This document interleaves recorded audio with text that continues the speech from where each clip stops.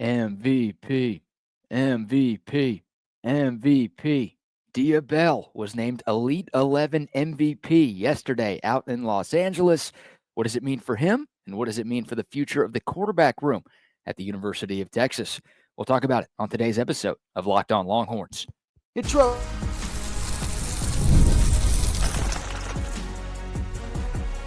You are Locked On Longhorns, your daily podcast on the Texas Longhorns. Part of the Locked On Podcast Network, your team every day. Welcome in. You're locked on to the Texas Longhorns. I'm your host, BK Brad Kellner, Texas grad, Austin local, and longtime sports radio host here in the Lone Star State. Thank you for making Locked On Longhorns a part of your day every single day. We're free and available wherever you get your podcasts and on YouTube as well. Please like, subscribe, leave a comment, and tell your Longhorn friends about Locked On, your team every day. Today's episode is brought to you by FanDuel. Right now, new customers can get $200 in bonus bets when your first $5 bet wins. Coming up on today's show, the latest intel on some top Texas targets for the class of 2026. We also have some updates from summer workouts going on campus right now. But first, Texas quarterback commit Dia Bell was named Elite 11 MVP out in California yesterday. The five-star Texas commit took home that honor, and he's the first Longhorn to ever win Elite 11 MVP. A little background on Dia Bell. I'm sure most of you know his name. I'm sure most of you know a lot about him already. He is the third-ranked quarterback in the class of 2026, also the top-ranked player in the state of Florida. You think about all of the great players the Sunshine State produces every single year. It is a big deal to be number one in that state on the recruiting trail. Dia Bell, number one in Florida, and the 13th ranked player overall in this class. He outdueled a number of the top quarterbacks in the class of 2026, including the second-ranked QB, Faison Brandon, currently committed to Tennessee. But Dia Bell going up against the best of the best. Only a select few blue-chip prospects get invited to participate in the Elite 11 camp every year, and Dia Bell stood out amongst the rest.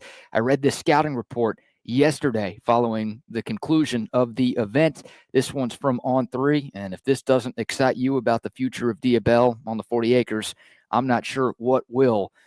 Quote, the Texas Pledge accounted for several of the best throws we saw throughout the drill stations all week long. Bell impressed early with his fluid, natural mechanics. The ball jumps out of Bell's hands. He's a rotational passer and generates impressive torque through his core. He showed the ability to make all the throws to every level of the field on Tuesday night. We came away extremely impressed with how he threw the ball in a station near the goal line. He made an array of impressive passes, delivering with exquisite pace and touch. The ball got out with impressive zip and was stuck on the receiver's faces throw after throw after throw. The five-star signal caller was working in the same group as touted Tennessee commit Faison Brandon.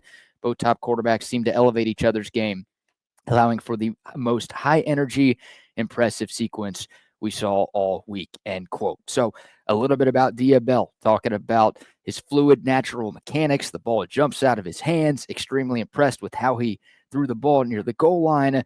Impressive accuracy, great touch. I mean, everything that you want to hear about a quarterback, you're hearing about Dia Bell. There's a reason this dude is one of the most sought-after players in the class of 2026. There's a reason Steve Sarkisian went after him early, and there's a reason you should be excited that Dia Bell is coming to Texas. I know a lot of those Florida schools will be making pushes over these next 6 months before we get to National Signing Day to try to get Dia Bell to flip and stay closer to home.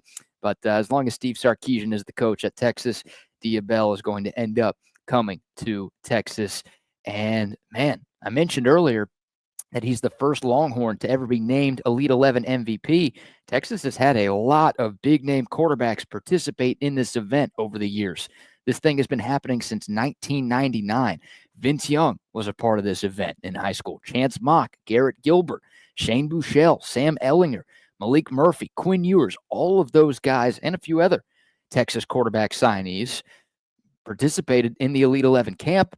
None of them were named MVP. KJ Lacy, I should mention him. He was a part of last year's camp. He wasn't named MVP either. So it's a big, big deal. And anytime you can do something that's never been done at a place like the University of Texas, that is a big, big deal. And there have been some big-time quarterbacks who have taken home this honor in the past. Caleb Williams, Cade Klubnik, C.J. Stroud, Justin Fields, Tua Tagovailoa, Jameis Winston, Matt Stafford. There have been some great college quarterbacks and, of course, some great NFL signal callers in there. It's a big deal. Now, not everybody who wins this award ends up being a superstar quarterback, but more often than not, Elite 11 gets this right. And hopefully Dia Bell is next in line of those great quarterbacks who, again, were named MVP at that event. So you start to think about the future of the quarterback room at the University of Texas. And look, one of the biggest reasons why Texas hired Steve Sarkisian back in 2021 was because of the work that he has done with quarterbacks over the years. You go back to his time at USC, you look at Washington, you look at Alabama. I mean, Sark is known as a quarterback whisperer, and he's known as one of the best quarterback developers that we have in this sport. That was a big part of why Texas went out and hired Sark away from Alabama. Texas is in such a good spot with its quarterback room right now. And look, there have been plenty of great portal stories at QB. Hell, Quinn Ewers was a portal quarterback, but I think in any college football program's perfect world, they don't need to use the portal to get quarterbacks. They are evaluating guys out of high school. They are signing the best of the best out of high school, and they are developing them within their program. That's what Steve Sarkisian is seemingly doing at Texas.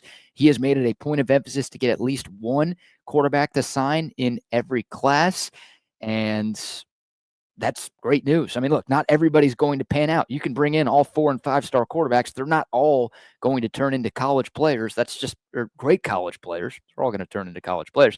They're not all going to turn into great college players. That's just the nature of the beast. But when you bring in a high-level blue-chip quarterback prospect every year, you are setting yourself up for both short and long-term success. And the best part of where Texas's quarterback room is right now is that they've set themselves up in a position to be successful for the long haul. Arch Manning is their starter this year. He's going into his 3rd year with Texas. So he knows the system. He knows what's expected of him. He knows his teammates. He's not being rushed in. You think of what Michigan has. Like, they had to pay a quarterback $10 million out of high school, and he's probably going to have to start week 1 because they didn't do this. Like, they don't have this system that Texas has right now. Texas, assuming Arch Manning is the guy this year, we hope he's the guy next year. So that will be a 4th-year quarterback in your program as your starter. But even if Arch does leave, even if he is one and done in 2025, Trey Owens will be going into his 3rd year at Texas in 2026. KJ Lacy will be going into year 2 at Texas. So it's like you don't have to rely on some true freshmen to start. In Texas's case, you don't even have to rely on a redshirt freshman to be your week 1 starter. Like, you're getting these guys, you're allowing them to sit and develop, and when it's their turn, they are ready. So there's not some huge growing pain or transition when it's someone else's time to start at quarterback. So, yeah, Arch Manning this year, hopefully Arch Manning next year. You look at 2027, you'll have Trey Owens, you'll have KJ Lacy, you'll have Dia Bell. Maybe one of those guys transfers. There's a chance that happens in today's era of college football. We saw Malik Murphy leave the program a couple of years ago. But again, you sign a big-time quarterback in every single class, you are setting yourself up for a ton of success, and you're ensuring that you don't have to pay crazy amounts of money to somebody in the portal. It costs a lot of money to get a big-time player at any position out of the portal nowadays. But the quarterback, the most important position, those guys cost the most. If you can just recruit well and develop well, and just have this sort of timeline that Texas has going, that is the sign of a very, very healthy football program. That is the perfect situation to be in if you're Texas, and that's a great situation to be in if you are a Texas fan. More good news in regards to Dia Bell being named Elite 11 MVP. Dia Bell's going to be on campus this weekend. Obviously committed to Texas. He's going to be doing some peer recruiting for the final massive OV weekend that Texas has here in the month of June. I believe there will be 18 players by last check who are in Austin this weekend. So Dia Bell being here, like that's a cool thing that he can brag about. It's like, hey, I know all of these other quarterbacks are pretty good, but I'm the best of the best. Did y'all see what I just did out in California? Don't you want to be my teammate? Hey, receivers, don't you want to catch passes from me? Hey, offensive linemen, don't you want to block for me? Like, that's a cool selling point for Dia Bell. It's a cool selling point for Steve Sarkisian as well. Like everybody knows that you need a great quarterback to win games and compete for championships in this sport. You want to be teammates with a great quarterback. We saw the Arch Manning effect, right? Once Arch committed to Texas, just created this massive snowball of all of these other commits from across the country wanting to play at Texas. Diabell's not going to have the same cachet as Arch Manning. His last name is not Manning, but that's another cool thing. I mean, Diabell's already a unanimous 5-star, a top 3 QB in the class. Now he gets to add this one as well. That's great news for Texas. And I think I talked about this earlier in the week. Texas hosted KJ Lacy for its final official visit weekend last summer. KJ Lacy had already committed to Texas, but he came in town, was doing some peer recruiting, and Jamie French, Khalil Lockett, and Nick Townsend were all in town for that OV weekend. All 3 of those guys obviously ended up signing with Texas as a part of that 2025 class. So hopefully the Longhorns, with a bunch of big-time targets in town this weekend, hopefully Diabell and a few other Texas commits being a part of this weekend can help the Longhorns ink a few more big names to help solidify what we hope is another number 1 class in college football. But congrats to Diabell. Again, a tremendous honor for him, and another sign that Texas is in a great spot, and more evidence that Steve Sarkisian was the right hire for Texas. You are set at the most important position in the sport, not just for 2025, but for 26, 27, 28, and you're going to continue to be in a good spot at that position well into the future. All right, comment below with your thoughts. If you're watching on YouTube, always love hearing from y'all. Your thoughts on the quarterback room and the future of the quarterback room at the University of Texas. All right, when we come back, a couple of edge targets for the class of 2026 committed elsewhere yesterday. So Texas has to go back to the drawing board. What other options are out there at edge? We will give you the latest, try to give you a positive spin on yesterday's disappointing news coming up next right here on Locked On Longhorns. But first, a word for our friends at FanDuel. Oh, man, the 2 best words in sports. Game 7. We got one in the NBA Finals coming up on Sunday. Big win for the Pacers last night. Can Indiana steal Game 7 on the road, or will Oklahoma City defend its home floor? Oh, man, it's going to be a heck of a game on Sunday night, and our friends at FanDuel are giving you more ways to win than ever before. If you want to bet before the game, you can. If you want to bet after tip-off, you can. FanDuel has you covered with everything that you need. And, of course, baseball season is here as well. Once the NBA's done, you can still make plenty of money with FanDuel because every game gives you clutch hits, standout pitching, and unforgettable moments. It's all there with our friends at FanDuel. It's never been easier than it is right now to stay in the game. And how about a $200 bonus bet? Yeah, that's right. Our friends at FanDuel are hooking you up. If you are new to FanDuel, this is the perfect time to sign up. Just head over to FanDuel.com, place your first $5 bet, and if that bet wins, you're going to get $200 in bonus bets just like that. Make every moment more with FanDuel, the official sports betting partner of the NBA. All right, welcome back to Locked On Longhorns, your team every day. It hasn't been the most fun week for Texas recruiting. We talked about KJ Edwards' commitment to A&M earlier in the week. That was Texas's top running back target and the top running back in the state of Texas. We talked a little bit about Sam Rosenborough, the big interior offensive lineman from Clearwater, who also committed to the Aggies a couple of days ago. Last night, it went from bad to worse as 2 Texas defensive targets committed to other schools. 4-star edge rusher Dre Quinn picked Clemson, and 4-star edge rusher Luke Waffle chose USC. That would have been a fun jersey to have, right? Luke Waffle. That would have been good. Unfortunately, he will not be at Texas. Dre Quinn really hurts because this was one that some of my sources felt pretty good about. Quinn was in Austin this past weekend on an official visit, and after leaving Austin, he canceled the OV that he had set up for Notre Dame this weekend. So it's like, okay, he was just at your school. He canceled the next school. Maybe that means he liked what he heard enough to commit to your school.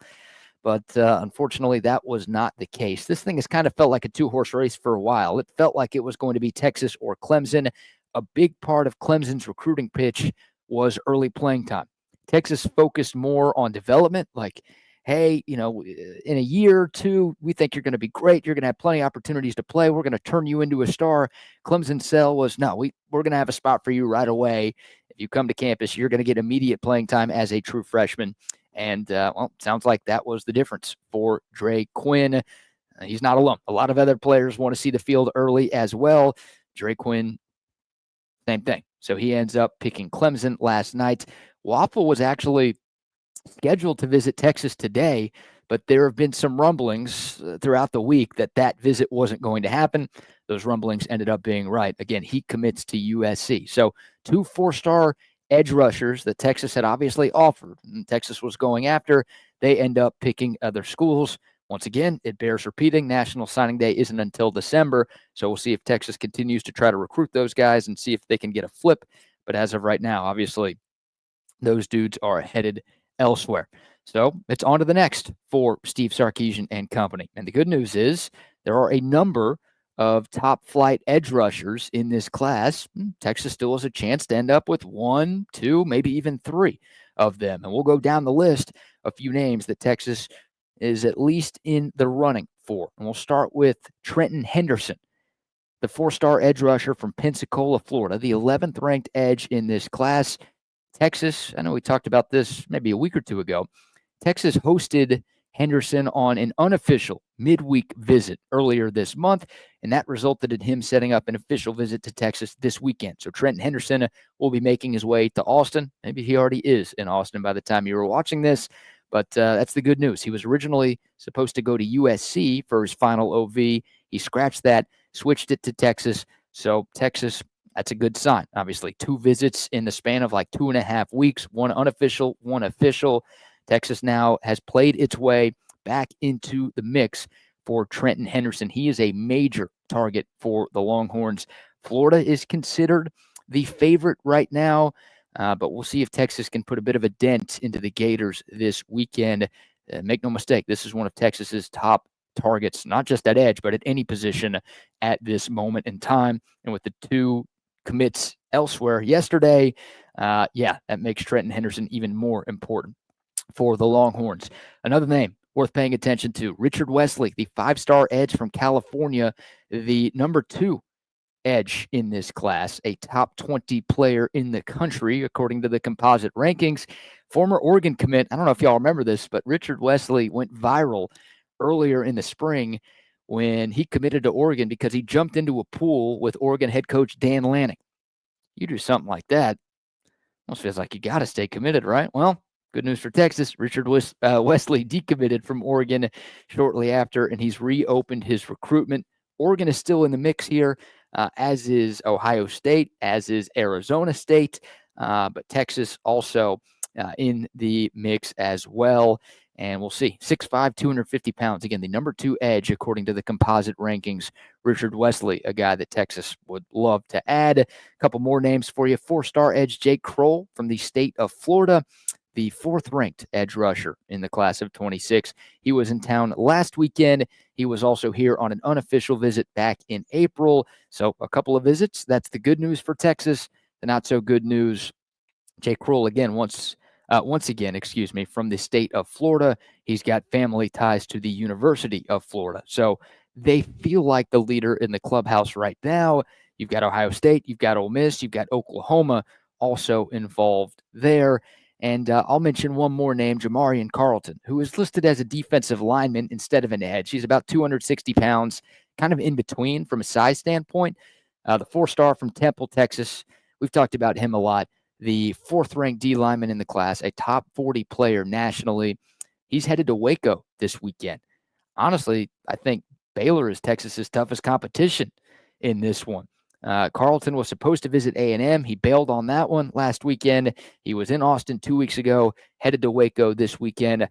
Most people I've talked to believe that Texas is in good standing with Jamarian Carlton, and feels like in 2025, if it's between Texas and Baylor for a kid, Texas is going to win out more often than not. But don't want to put the cart before the horse here.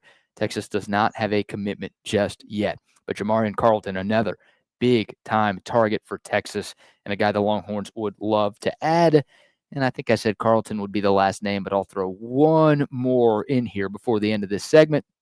Landon Barnes, 4-star edge from Duncanville, doesn't have an official visit on the docket yet. So I don't think Texas is going to get one. Now, Texas has offered, so the Longhorns are interested.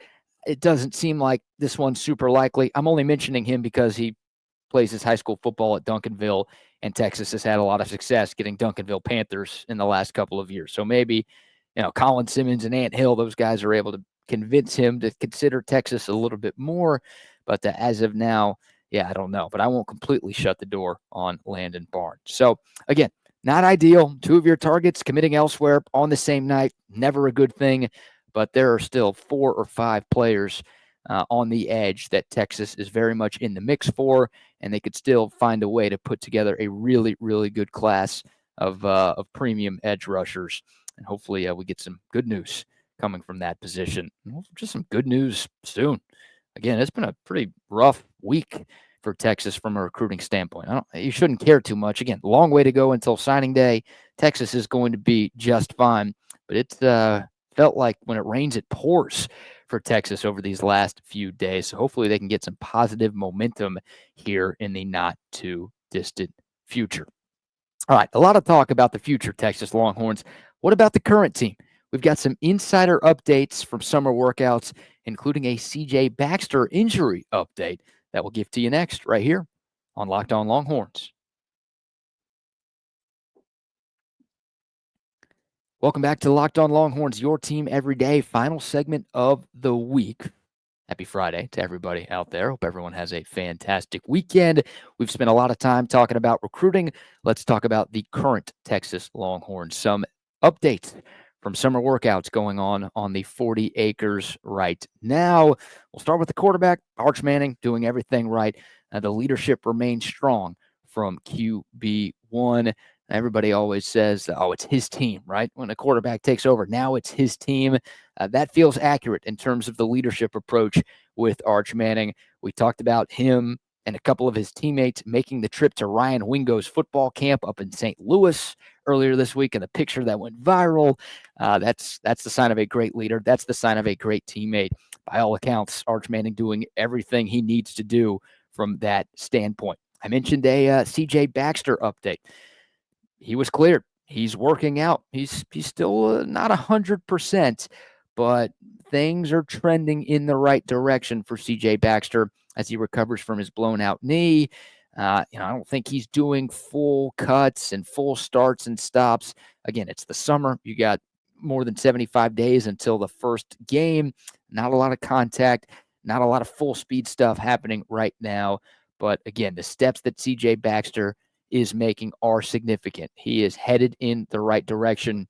There are plenty of reasons for optimism that he is going to be good to go when the Longhorns take the field at the Shoe on August 30th. So love that he's out there. He wasn't very involved in the spring, but I love that he's going through on-field drills, some 7-on-7 stuff. And he's able to do a lot more now than he was just a few months ago. On to the tight end position. Plenty of reasons to be optimistic about the tight end room right now. Jack Endries, everything's been great.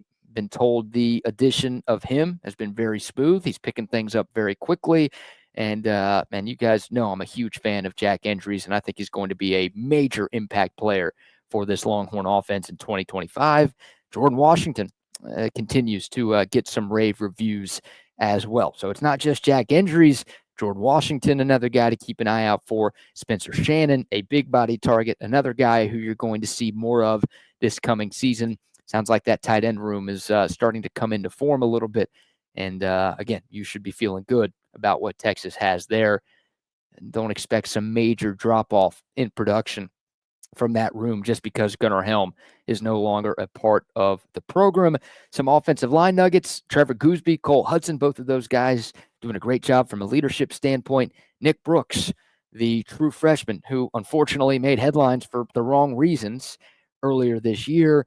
Sounds like he's doing a good job of transforming his body. When he got to campus, he was 360, 370, which is big. but it sounds like he shed some weight. I saw a report that said he's in the mid 340s now. So that's good. I mean, I think of Cam Williams. When Cam Williams got to Texas, that dude felt like he was pushing close to 4 bills, way too big.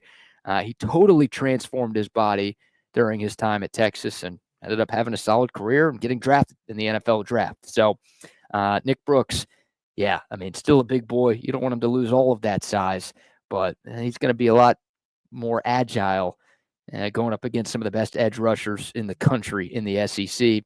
I like that he's losing a little bit of weight and transforming that body into something that will be very hard to move in the future. Over to the defensive side of the ball, a couple more here on a Friday show. Jonah Williams, he's a freak. No surprise there. If you watch Texas play baseball this year, you saw just a little bit of what Jonah Williams can do. If you've seen any of his high school highlight tape from Galveston ball, you know what this dude is capable of. For Jonah Williams, I think the key is to just put on as much muscle as he possibly can. He did get hurt a couple of different times during the baseball season, and that scared me. I think that scared a lot of Texas fans because baseball is obviously not as physical as football. He wasn't taking any hits, and he was still getting injured. So you wonder, okay, at Ohio State and going up against an SEC schedule, can his body handle the wear and tear of an incredibly long college football season?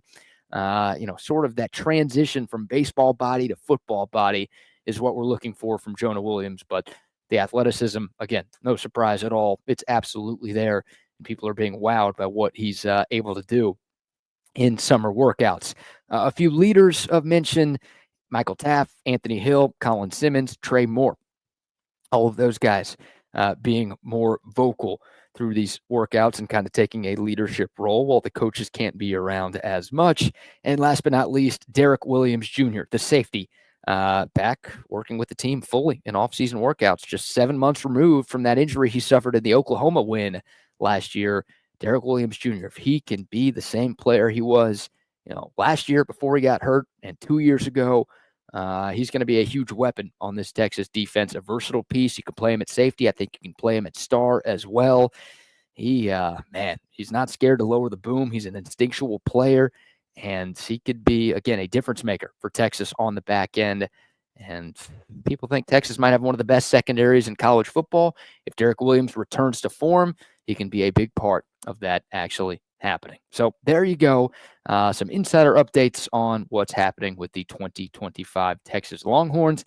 And that's going to wrap up today's show. That's going to wrap up this week's worth of shows here on Locked On Longhorns. If you made it this far, number one, thank you very much. Number two, please remember to like, subscribe, share, leave a comment, all of those great things. We really appreciate y'all making Locked On Longhorns a part of your day. For your next listen, be sure to check out the Locked On Portal Show with Brian Smith. He has you covered with all things recruiting, not just at Texas, but around the country, so you can stay up to date on all of the big recruiting battles and everything happening in the portal as well. Find the portal on YouTube or wherever you listen to your podcast. We'll be back on Monday to recap the huge official visit weekend and give you plenty more from around the 40 acres. Never a dull moment on the 40 acres, and we have you covered with everything you need to know right here on Locked On Longhorns. But until then, horns up, mic's off. We'll see y'all soon. This is Locked On Longhorns.